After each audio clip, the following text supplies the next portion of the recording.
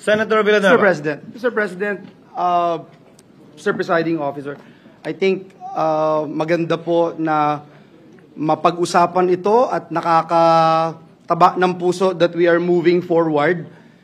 Ako po hindi isang abogado at alam ko po na ang impeachment proceeding ay sui generis, a class of its own, and I am more than willing to be schooled by our legal luminaries here in this August chamber, Mr. President. Unang tanong ko po sana kanina at sinagot po kaagad ng ating kasamahan, Senator Judge Alan Cayetano, hindi po tantamount to dismissal ang remanding.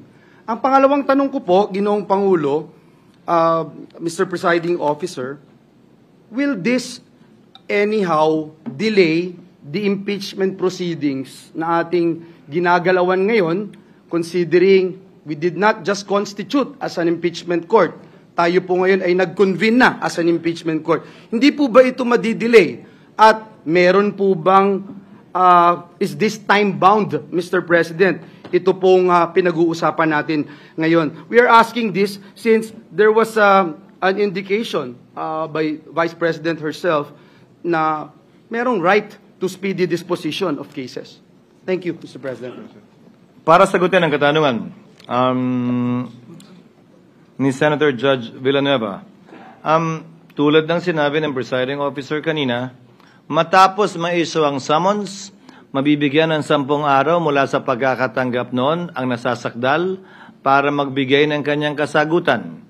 Pagkatapos noon, kung ninanais ng prosecution, maaari silang magsumite ng reply.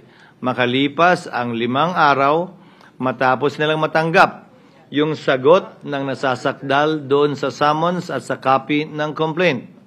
Aabot na tayo ng halos patapos na ng buwan ng Hunyo o humigit kumulang June 26, depende kung kailan nila matatanggap at depende kung kailan natin matatanggap. Titigil ang paglilitis dahil wala ng authority ang mga prosecutor na magpatuloy pa sa kapasidad na yon dahil tapos na ang kanilang termino sa ilalim ng 19th Congress.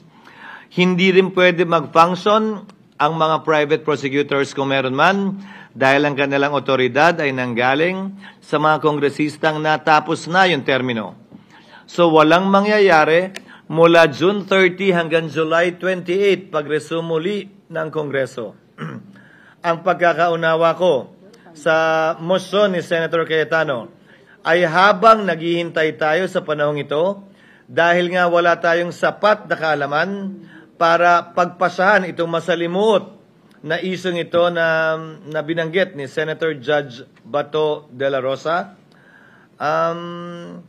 pwede tayong mag-issue ng mga kautusan para tugunan ng prosecution man o ng nasasakdal para sa gayon sa pag-convene ng 20th Congress at ng impeachment court muli sa ilalim ng 20th Congress, kompleto at hawak na natin ang mga dokumentong kailangan natin na binabanggit na ilan sa mga senator judges ngayon, kaugnay sa issue na binanggit ni Senator Bato o kung may iba pang issue na nais i-bring up ng sinumang senator judge, pwedeng ipaloob sa kautusang yon ng impeachment court na ito sa prosecution man o sa panig man ng nasasakdal.